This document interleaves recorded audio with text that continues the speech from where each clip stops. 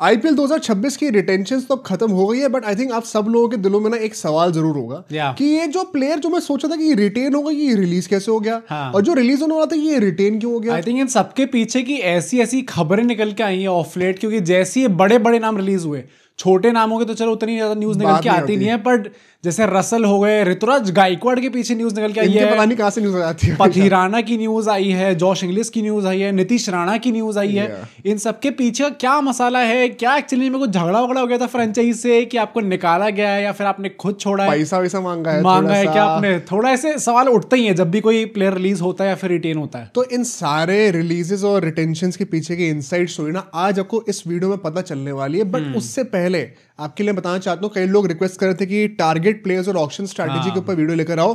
हर एक टीम की डिटेल में हम लोगों ने ऑलरेडी रिसर्च शुरू कर दी है, कल से वीडियोस आनी शुरू हो जाएंगी। Yes sir. ठीक है, तो उसके लिए आपको एक काम जरूर करना है, लेकिन भाई मुझे मोटिवेशन चाहिए, मैं बहुत थका हुआ हूं काम कर करके। सब्सक्राइब प्लीज जरूर कर दीजिएगा यार। सब्सक्राइब अगर आप करेंगे ना तो हम लोग को पता रहेगा कि अच्छा ऑक्शन स्ट्रैटेजी की वीडियो चाहिए लोगों को। हाँ, मतलब लोग मतलब इंटरेस्टेड हैं उस चीज के अंदर। ऑल्सो आज मंडे है। हाँ, तो आज हफ्ते की पहली वीडियो है भाई, आज हाइप दबा के चाहिए। लास्ट वीक भी हमारी 2 वीडियोस एंटर कर गई थी टॉप 100 में, ये भी जानिए इस बार तो आप हाइप जरूर करिएगा। साथ साथ अगर आप नोटिफिकेशन बिल दबा दें तो उसमें भी आपका काफी फायदा हो जाएगा, क्योंकि आपको सारी वीडियोस की नोटिफिकेशन हम आपसे नहीं मांग रहे, हम आपके लिए कह रहे हैं, आपके लिए कह रहे हैं। एंड ऑल्सो एक और चीज आपके लिए मैं कहूंगा कि अगर आपको हमारा फ्री टेलीग्राम ग्रुप ज्वाइन करना है तो उसका लिंक आपको हमारे डिस्क्रिप्शन की पहली लाइन में मिल जाएगा, तो वहां जाइए और उसे भी जरूर ज्वाइन करिए। आइए अब शुरू करते हैं इस वीडियो को।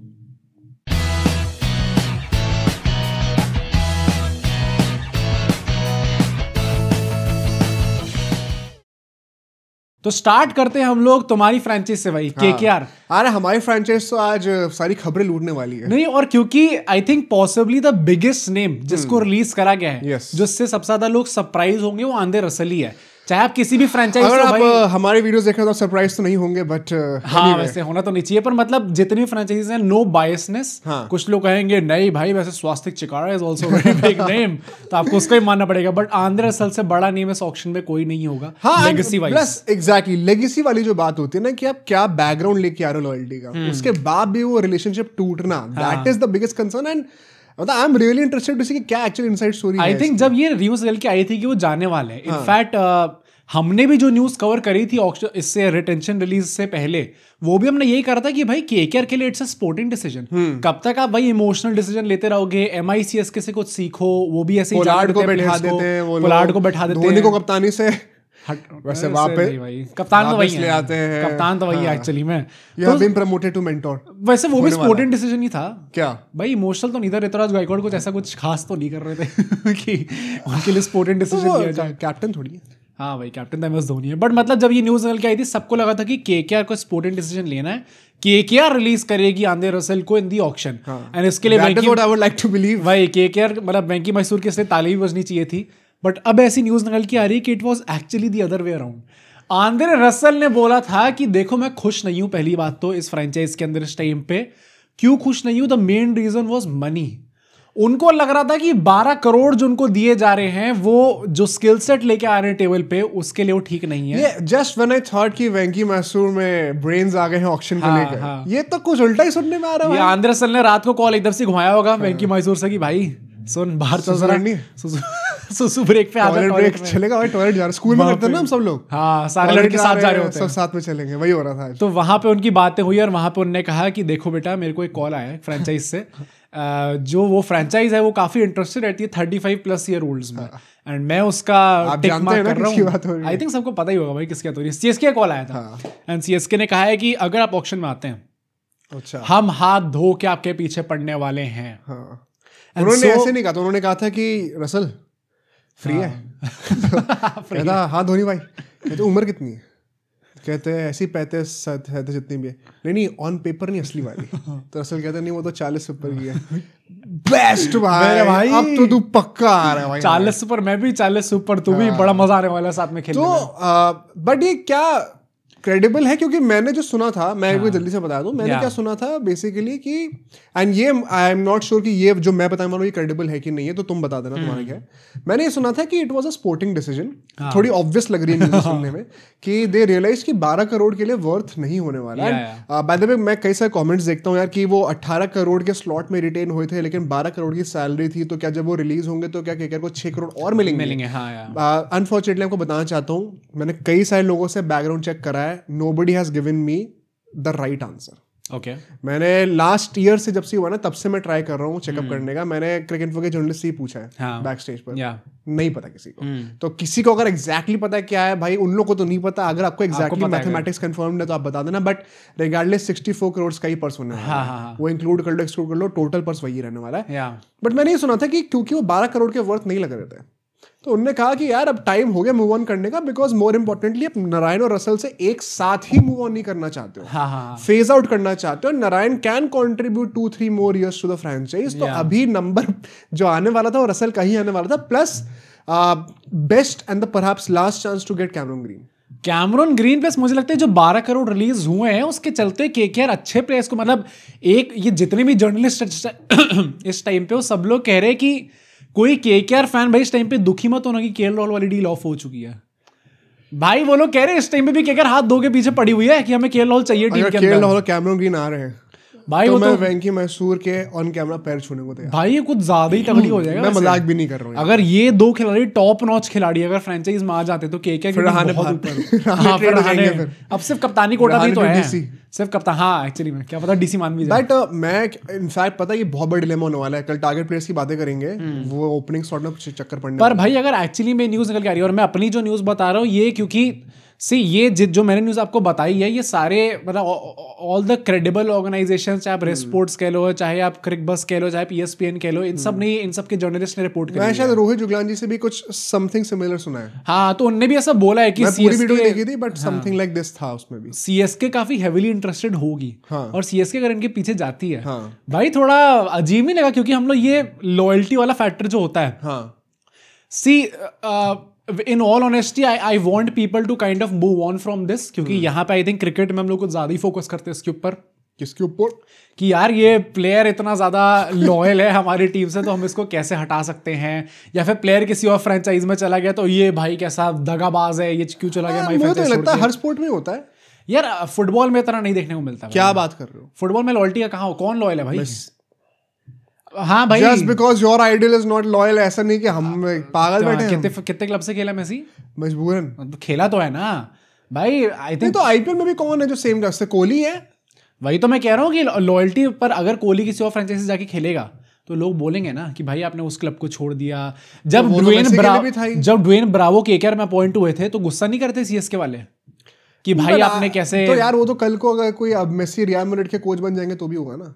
वो तो एक्सट्रीम केस हो जाएगा भाई। It is like Dhoni being MI's mentor, वैसा टाइप का हो जाएगा। पता नहीं, मतलब I want people to move on from this and so अगर हम लोग एक्चुअली में देखते हैं, मुझे तो बड़ा अजीब लगेगा भाई अगर हमें रसल CSK में खेलते हुए दिखते हैं भाई, वो आंखों में ना वो कनेक्ट में प्रोसेस नहीं कर पाऊंगा। मैं वंस अगेन मैं अभी टारगेट प्लेस वाली रिसर्च ही कर रहा था एंड रसल का जेन्युइन सीन बनता है। मैं एक्सप्लेन करूंगा जब CSK की वीडियो बनाएंगे, मैं एक्सप्लेन करूंगा कैसे और कहां पर एग्जैक्टली और कौन कौन से ऑल्टरनेटिव्स इनको टारगेट कर सकते हैं। But Russell is definitely in the contention. In fact अगर वो वीडियो आप चाहते हो और जल्दी आए तो प्लीज सब्सक्राइब जरूर कर दो। हाँ जी भाई, जल्दी से जल्दी हम लेके आएंगे। कॉम्प्रोमाइज नहीं चाहिए मुझे आज। yes, प्लीज सब्सक्राइब नहीं हो रहे हैं। अभी काफी लंबी रिसर्च करनी है हमें हमको इस वीडियो के बाद भी। हम भाई 2 घंटे के दिन पे चल रहा है भाई। 2 ही हाथ है सर, गाड़ी काटने का टाइम नहीं मिल रहा मुझे। बड़ा ठीक है, हम लोग नेक्स्ट प्लेयर पे चलते हैं। एंड नेक्स्ट प्लेयर जो होने वाले हैं वो जॉश इंग्लिश होंगे। एंड इसके पीछे की न्यूज भी, क्योंकि ओपन जो सबको पता है न्यूज वो यही है कि इनका विवाह होने वाला है। एंड इनने रिकी पॉन्टिंग से कह दिया था कि यार मैं पूरे सीजन के तो अवेलेबल होऊंगा नहीं, तो तुम लोग देख लो। तो वर्ल्ड कप है, फिर ये उससे पहले एशेस वगैरह में भी क्या पता कॉल आ जाए, एंड फिर हनीमून भी तो जाना है। इससे पैसे कौन फंड करेगा? जान ले लोगे क्या? तो इससे अपेरेंटली ऐसा है कि this is not the only reason. अच्छा, ऐसा भी कह रहे हैं जो हमने लास्ट सीजन IPL के दौरान भी आपको बताया था, पंजाब और DC का मैच चल रहा था एंड फिर बीच में एकदम सी वॉर डिक्लेयर हो गई थी, जिसके चलते हुए मैच को रद्द करना पड़ा था। एंड लाइट्स वाइट्स भी उसमें बंद हो रही थी, ऑन हो रही थी. जो क्राउड थी वहां पे सरप्राइजिंगली उसमें कोई पैनिक नहीं था. वहां पे जो इंटरव्यू आ रहे थे बाहर, वो लोग कह रहे थे कि भाई हम क्यों पाकिस्तानियों को डरना चाहिए, हम काहे डरेंगे.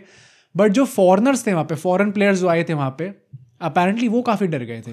एंड वो डरने के बाद ना एक पैनिक क्रिएट हो जाता है ऐसी जगहों पे. मतलब पैनिक का पूछा तो आपको पीएसएल वालों से पूछना चाहिए, क्योंकि वहां पे तो भागे थे प्लेयर्स. वहां पे पीएसएल छोड़ो, अभी श्रीलंका वालों से पूछ लो. वहां गवर्नमेंट साथ नहीं दे रही. खतरनाक, एकदम डरे हुए बैठे हुए लोग वहां पे. पर यहाँ पे अपेरेंटली जॉश इंग्लिश उन खिलाड़ियों में से एक थे जिनने थोड़ा कियोस क्रिएट कर दिया था. एंड पंजाब को वो चीज पसंद नहीं. ये I think it's a fake report, क्योंकि वंस अगेन अभी मैं वीडियो शूट करने से जस्ट पहले क्रिकेट की वीडियोस देख रहा था. एंड उसमें नागराज जी बहुत ही फेमस जर्नलिस्ट है, उन्होंने कंफर्म कर दिया है. तो ये गलत है. उन्होंने बेसिकली बताया कि रिटेंशन का जो डेडलाइन था, मेरे ख्याल से कोई प्लीज वेरीफाई कर लेना, 3 बजे का था शायद. कल परसों जब भी था ये 3 PM तक का था. उससे लिटरली आधे घंटे पहले ही चीज फाइनलाइज हुई है. आधे घंटे पहले? हाँ भाई ये क्या एंड मोड पे कॉल आधे घंटे पहले. मतलब रिकी पॉन्टिंग ने apparently just to be sure कि if we are on the same page call करके पूछा कि भाई मुझे पता है तेरी शादी वादी होने वाली है और वर्ल्ड कप वगैरह भी है उससे पहले. इनवाइट करेगा ना भाई? तो देख ले यार. तो शेरवानी कौन सी लाऊं फिर? तो उन्होंने बोला कि भाई फिर आईपीएल का सीन है कि नहीं है, क्योंकि मार्च तक का ही वो, मतलब फेब में चलेगा वर्ल्ड कप. मार्च और अप्रैल का ही टाइम है. उसके बाद फिर दोबारा इंटरनेशनल कमिटमेंट शुरू हो जाएंगी. आईपीएल आ जाएगा दोबारा, मेन जो सेकंड हाफ होता है. तो तू शादी कब कर रहा है एग्जैक्टली, और फिर तू कितना आईपीएल खेल पाएगा? तो इंग्लिश साहब ने कहा यार सर मन नहीं कर रहा अभी. सर मूड नहीं है सर क्या पता अभी एशेज भी खेलनी पड़े, फिर क्या पता मुझे वर्ल्ड कप में भी खेलना पड़े. तो खेलना मैं चाहता नहीं हूँ पर पढ़ सकता है. दिमाग से तो आदमी ऑक्यूपाइड रहता है ना, चाहे टीम में हो या ना हो. मेंटल स्ट्रेस पूछो भाई शुभमन गिल से. क्या होता है शुभमन गिल थोड़ी हूँ मैं कि आप मुझे जबरदस्ती करोगे तीनों फॉर्मेट के, फिर आईपीएल भी खेलूं तो मेरी गर्दन में चोट आ जाएगी. तो उन्होंने कहा सर मेरा मन नहीं लग रहा अभी. तो पॉन्टिंग ने कहा चल ठीक है भाई तू मस्ती कर, तू शादी कर आराम से, मैं अभी आधा घंटा बचा है तो मैं तेरा नाम काट देता हूँ. असली में तो पॉन्टिंग जैसे गैंगस्टर है वो तो पेल ही देते, पर आई थिंक सब लोग वही वेट कर रहे हैं कि फ्री की ट्रीट मिल जाएगी शादी में जाने के बाद, अच्छा खासा खाना पेट भर के खाएंगे. पॉन्टिंग तो इसलिए की पॉन्टिंग कुछ बोल नहीं रहे ज्यादा अभी. तो ऐसा देख के लगता है. पर मतलब Josh English I think last season जो उन्होंने परफॉर्म करके दिखाया था, ऐसा कह सकते हैं कि it is going to be a big miss for Punjab, क्योंकि भाई पूरा मौका मिला नहीं था लास्ट सीजन. बीच में आए थे खेलने के लिए, ऐसा खेलने लग गए थे जैसे बुमराह कुन ने जैसे लपेटा था भाई लास्ट सीजन. मैं वही कहना चाहता हूँ कि अभी मैं मतलब पंजाब की मैं रिसर्च ऑलमोस्ट कंप्लीट कर लिया है.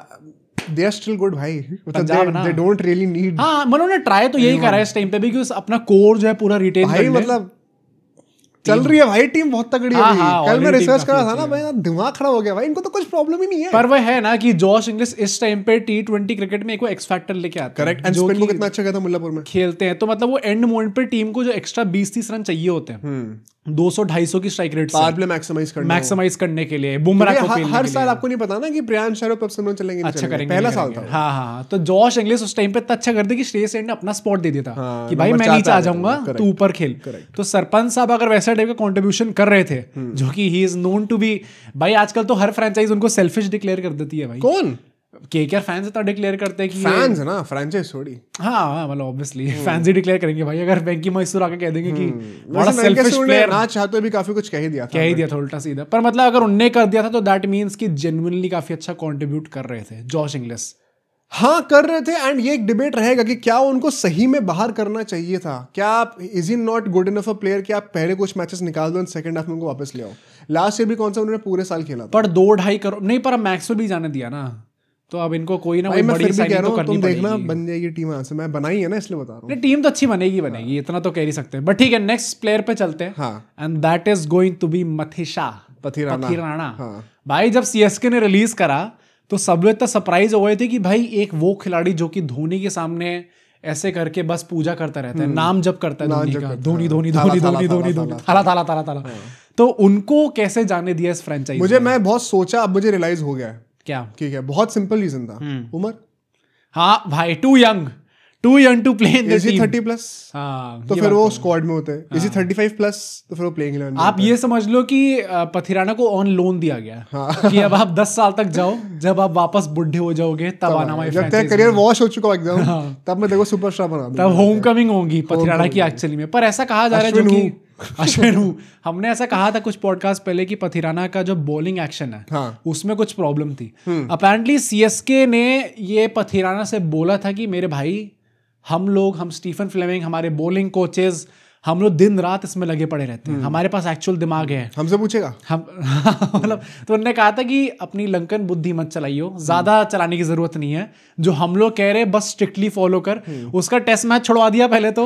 करियर नीचे ला रहे कि ऊपर ला रहे? लंबा करना है, टेस्ट मैच छोड़ो, टेस्ट मैच और T20 खेल सर। IPL लंबा करना है, एक्शन ऐसे कि नहीं। धोनी मुझे लगता है अपने पाथ पे चलवा रहे। उन्होंने भी टेस्ट मैच ऐसे बीच में छोड़ दिए थे एकदम से, तो वो चाह रहे पथिराना भी वही करके दिखाया उनको। Hatred for test match agenda actually में CSK में आपको क्लियरली चीज दिखती है, तभी शेख रशीद नहीं बड़ा ना। भाई टेस्ट मैच तो ऑन अ सीरियस नोट वही मतलब ये मलिंगा के साथ भी हुआ था, करना ही पड़ता है ऐसे एक्शन पे। हाँ, तो मैंने उनसे बोला गया कि आप चेंज मत करना। पथिराना ने कहा सर मैं चेंज करूंगा अपना एक्शन, मुझे लगता है मैं बेहतर कर सकता हूँ उसके चलते हुए। सेकेंडली इस चीज से खुश नहीं थे। एंड डेथ ओवर्स में स्पेसिफिकली जो उनकी बॉलिंग रही है, जहां पे वो अपनी टीम की ही लाश बना देते हैं। नहीं वो एशिया कप में भी हमने देखा, वो स्टार्ट में मतलब थुशारा उनके ऊपर प्रेफरेंस वही मतलब अगर श्रीलंका टीम की मैनेजमेंट ही उन पे इतना फोकस नहीं कर रही है तो 13 करोड़ के आप किसी ऐसे खिलाड़ी के लिए दोगे? तो उनको 13 करोड़ की प्राइस बहुत ज्यादा लग रही थी। पर मेरे को ये समझ नहीं आता, चेन्नई तो नोन है ना इस चीज के लिए। हाँ, अब रहाणे कौन से अच्छे फॉर्म में थे वो चेन्नई में आते हैं। रॉबिन थप्पा कौन से बहुत टॉप टियर फॉर्म में थे जब वो वहां पे गए थे। मुझे लगता है इन्होंने बढ़िया खेला। लेकिन अभी सीरीज देखिए और ODI सीरीज, एंड वहां पे देखिए भाई एलिस जिस तरीके से खेल रहा है। ऑल्दो एलिस के पीछे भी लोग पड़े हुए भाई, KKR भी आई थिंक एलिस के पीछे पड़ी हुई है। KKR के 2 कंफर्म्ड रिपोर्ट्स हैं, ये कंफर्म्ड 100% कि वो एलिस के पीछे गए थे और KL राहुल के पीछे गए थे। कंफर्म्ड है ये। तो एलिस को CSK ने साफ साफ मना करा कि कोई आंख उठा के भी ना देख ले, कॉल आ गया तो 10 गाड़ियां लग पड़ेंगी, घर आके और पिटाई होगी। तो एलिस को अगर आप इतना ज्यादा इंपॉर्टेंटली ट्रीट कर रहे हो, देन आई एम अज्यूमिंग कि he is going to start in every game. करना भी चाहिए भाई। वैसे अगर को भी रिटेन कर लिया तो शायद वो बैकअप बन जाएंगे। और नंबर 7 नंबर 8 पे बैटिंग भी कर सकते हैं अगर थाला का मन नहीं करा तो। बट पथिराना को निकालना यार, I am still not sure. हाँ, मतलब कुछ ऐसे प्लेयर्स होते हैं, कुछ ऐसे लोग होते हैं जिनको आपको इंपॉर्टेंस दिखानी होती है। जैसे अगर आप हमें इंपॉर्टेंस दिखाओगे by subscribing to our channel तो हमारे लिए काफी अच्छा रहेगा। तो वैसे पथिराना के लिए भी अच्छा रहता, बट मतलब अगर CSK के पॉइंट ऑफ व्यू से इफ आई से दिस, मुझे लगता है भाई 13 करोड़ वाज टू मच। मैंने ऐसा भी सुना है कि उनने ऐसा प्रॉमिस करा है कि आप टेंशन मत लो, आप जाओ ऑक्शन पर, हम आपके पीछे जाने वाले हैं। हम आपके पीछे जाएंगे लेकिन खरीदेंगे नहीं, ट्राई तो पूरा करेंगे। कंडीशंस अप्लाई नीचे लिखा होता है ना, पढ़ा नहीं। I don't think there is any chance. अगर KKR लेने पर आ गई तो तुम नहीं भिड़ सकते भाई। प्लस KKR का जेन्युइन आ भी रहा है इस टाइम पर रूमर कि पथिराना के पीछे जा सकते हैं। Not many foreign promising fast bowlers are available in the auction, तो शायद पथिराना के पीछे जाए KKR। तो I don't think Pathirana is going back to CSK। बहुत मुश्किल होने वाला है, हो सकता है बट बहुत मुश्किल है। एंड एक्सपर्ट्स कहीं मैं देख रहा हूँ तो काफी लोग बहुत डिवाइडेड है। कई लोग बोल रहे हैं कि हाँ सही बात है, 13 करोड़ के वर्थ तो नहीं थे, करियर थोड़ा सा डाउनहिल जा रहा है। कई लोग अश्विन जैसी में जो कह रहे हैं कि नहीं यार, I think he is a generational talent, exceptional talent, और वो मिस्ट्री एलिमेंट लेकर आते हैं तो उनको आप सही एनवायरनमेंट दोगे तो he can fight back very quickly. कुछ ऐसे एक्स प्लेयर्स होते हैं, एक्स प्लेयर्स मतलब एक्स फैक्टर वाले प्लेयर्स, जिनको आपको थोड़ा एक लंबी रोप देनी पड़ती है। शायद वो अच्छा परफॉर्म ना कर रहे हो स्टार्टिंग में, जैसे not a direct comparison, but हमने अभिषेक शर्मा के साथ यही करा है। इनिशियली वो रिटर्न शायद उस लेवल पे हमें देखने को नहीं मिल रहे थे, बट फिर जब मिलने स्टार्ट हुए प्रॉमिस और वो सिक्योरिटी प्रोवाइड करने, बांग्लादेश वाली सीरीज में तो मुझे ज्यादा कमेंट आया करते थे कि निकालो भाई, बहुत हो गया, ऐसा नहीं कर सकते। और इस टाइम पे भाई सबसे पहला नाम कहेंगे अभिषेक शर्मा है। जसप्रीत बुमराह से पहले लोग कह देंगे अभिषेक शर्मा। बुमराह तो खुद ही निकल जाते हैं। वो खुद ही कह देंगे सर मेरे को नहीं आना टीम, वो जर्सी चेंज कर दो बस। मुंबई अभी देखो 14 के 14 मैच इस बार I think T20 world cup के लिए इंडिया को ऑल ब्लू जर्सी निकालनी चाहिए। नो ऑरेंज, थोड़ा गोल्ड कर दो चाहे, पर भाई वो ब्लू होनी चाहिए प्रॉपर। भाई वैसे एक बात बताऊं, अभी वर्ल्ड कप हो रहा है, पूरा वर्ल्ड कप खेलना ही पड़ेगा। फाइनल तक हम पहुंचेंगे, जीत भी रहे और कुछ तो मतलब सेमी तक तो पहुंचेंगे। देखो ना, तो वो सारे मैचेस बुमराह खेलेंगे, फिर वो 14 मैच IPL भी खेलेंगे भाई। उस टाइम पे एनर्जी एक अलग बैंक होता है उनका, जो स्टोर होता है कि भाई फॉर IPL ये एनर्जी टैंक खाली करके लाऊंगा मैं। जो घी होता है ना वो खत्म नहीं होता IPL में उनका। तो भाई तो इस बार बहुत डिलेमा है। वैसे है एक्चुअली में है, ये सोचने वाली बात है। जो T20 वर्ल्ड कप फाइनल में हो गया IPL भी तो खेलना भी। पहला मैच मुंबई इंडियंस ऐसे कैसे कर दूं मैं। पर ये ऑल ब्लू जर्सी बनाओ और अंबानी जी को हर मैच में लेके आओ, तभी शायद कुछ ऐसा निकल के आ सकता है। बट पथिराना का मैं वही कहूंगा कि देखते हैं, क्या पता बाय बैक कर ले, नहीं कर पाते तो चलो देखते हैं क्या होता है। अब नेक्स्ट पे चलते हैं। इनकी रिटेंशन में प्रॉब्लम आई है भाई। ये जो अभी रिटेंशन लिस्ट रिलीज हुई है, हमने डिस्कस करा था कि जो वर्स्ट डिसीजन रहा है that is probably retaining Mayank Yadav for 11 crore. हमने कल ही एक वीडियो निकाली थी जिसमें हमने best and worst of retention की बातें करी थी, तो उसमें हमारा जो वर्स्ट नंबर 1 रैंक डिसीजन था रिटेंशन का, वो मयंक यादव का था। And I would love an explanation. मैंने नोटिस करा है कि लास्ट सीजन हम लोग जब भी एलएसजी के ऊपर कंटेंट बना रहे थे तो उतने ज्यादा व्यूज नहीं आ रहे थे।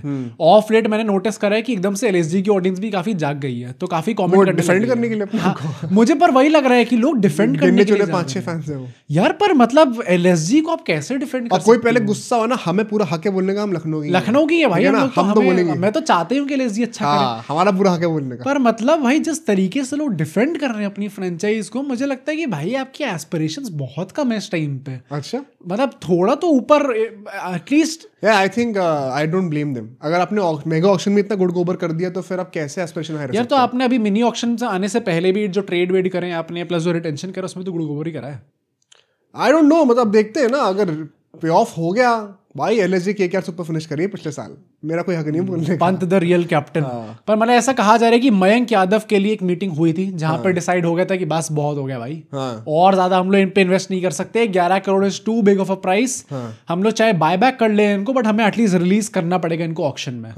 बट उसके बाद एक कोच वहां पे, बॉलिंग कोच भरत अरुण, उनने कहा कि शायद तुम लोग नहीं जानते इसका पोटेंशियल, मैं जानता हूँ। तुम शायद इसको बड़ा खिलाड़ी नहीं बना सकते, पर मैं बना सकता हूँ। तो मेरे पे विश्वास करो, मेरी वाणी पे विश्वास करो, सड़क से उठ के स्टार बना देंगे। मयंक यादव टीम के अंदर होने चाहिए, एंड मैं इनको बहुत बड़ा खिलाड़ी बनाऊंगा नेक्स्ट सीजन में। तुम लोग देखते जाओ। ऐसा कह रहे कि नेक्स्ट सीजन डू और डाई सीजन होगा मयंक यादव का। अगर परफॉर्मेंस नहीं आई, अगर वो इंजर हुए, तो शायद उनको रिलीज कर दिया जाए। अगर इंजर हुए, ये क्या मतलब कंडीशन डाल दी है भाई, हो गई खड़ा करके रखा हुआ यार। उन्होंने गेंद चुन के 7-8 मैचेस खेले हैं। प्रॉमिस इतना है कि उसमें वो इंडिया खेल गए ना। हाँ ऑब्वियसली। अगर भरत अरुण जी वैसे अगर ये कह रहे तो मैं मानने को तैयार हूँ। मुझे पर बहुत अच्छा काम कर रहे हैं इंडिया के साथ फॉर श्योर। बट ऐसा भी कह रहे हैं कि अभी जो मोहम्मद शामी 10 करोड़ के लिए लेके आए लोग, उसमें भी जो मेन हाथ तो भरत अरुण का ही था। एंड भरत अरुण, जिनको नहीं पता, वो लास्ट सीजन केकेआर के साथ थे। Is this an inside job भाई? क्या केकेआर ने बोला है? डाइवर्ट करो ताकि कंपटीशन कम हो। ऑन अ मिशन गए वो एलएसजी के अंदर। नहीं यार देखो, अगर भरत अरुण जी को लगता है ऐसा, क्योंकि एक शॉर्ट टर्म फिक्स ही होने वाला है, 2 साल में दोबारा रिन्यू हो जाएगा सब। हाँ। तो अगर उनको लगता है तो मैं एक बार को फिर भी मानने को तैयार हूँ। बट मतलब अगर संजीव गोयनका जी का हाथ है तो फिर I don't know what is happening. अगर उनने बोला है, क्योंकि भाई अभी अगर आपने केएल राहुल का वो देखा हो जतिन सप्रू जी के साथ, शाउट आउट टू देम, क्या मतलब भाई कैसे शॉट्स ले रहे हैं भाई। उसमें तो उन्होंने प्रॉपर्ली मतलब ऐसा बोला है कि आईपीएल के अंदर एज अ कैप्टन जितना मैंने एग्जॉशन फील करा है वो मैंने और कभी मुझे नहीं पता किस फैन से ऐसी बात हो रही बाय द वे। पर पता मतलब एक्चुअली में देखो तो ever since he left LSG and plus next season बहुत एंटरटेनिंग होने वाला है भाई। नेक्स्ट सीजन प्रॉपर्ली जब वो जाएंगे एकाना में, उनको आई थिंक एकाना वाला मैच उन्होंने मिस करा था केएल राहुल ने। इस सीजन वो खेलेंगे तो देखते हैं। लास्ट सीजन में जब उनका वो हैंडशेक हुआ था, जब संजीव उनका फील्ड पे आ गए थे हाथ मिलाने के लिए, तो जिस तरीके से केएल राहुल बस ऐसे हाथ मिला के तुरंत मुंह करके चले गए थे यार भाई। मैं एलएसजी की बात नहीं कर रहा, मुझे नहीं पता किस फ्रेंचाइजी, पर उन्होंने बोली ऐसी चीजें हैं कि ऐसा टाइप के उनसे सवाल पूछे जा रहे थे कि जो अपोजिशन टीम है उनके स्पिनर्स को इतना टर्न मिल रहा है, आपके टीम को क्यों नहीं? भाई ये क्या सवाल है यार? ये इमेजिन आप एक मैच हार के एज अ कैप्टन, आप खुद भी चाहते हो कि मुझे अच्छा करना है भाई। हाँ। मेरे सर पे भी तो पैसों का बर्डन है, और आपका ओनर आके पूछ रहा है। ये उस टीम की तो 3 डिग्री बॉल टर्न हो रही थी, हमारी 2.5 डिग्री की हो रही है। मतलब उनका पूरा पॉइंट ही ये था कि these are the questions that you are not asked throughout the year, क्योंकि these are questions that you should not be asked ever from an owner। तुम्हारे कोच के साथ तुम डिस्कस करो ये सब चीजें। ओनर कहाँ से आ रही है सब सवाल पूछने के लिए? एंड वंस अगेन भाई, मैं एलएसजी की बात नहीं कर रहा। मुझे नहीं पता किस फ्रेंचाइजी की बात हो रही है। मैं बस ये कह रहा हूँ कि हमारे शो पर भी एक जर्नलिस्ट आए थे जो कि एक फ्रेंचाइज के साथ एसोसिएटेड था जहाँ पे केएल राहुल कैप्टन थे। पता नहीं कौन सी फ्रेंचाइज है, वी डोंट नो। तो भाई ये 1 साल पहले की बात है, ऑलमोस्ट लास्ट विंटर्स की बात है।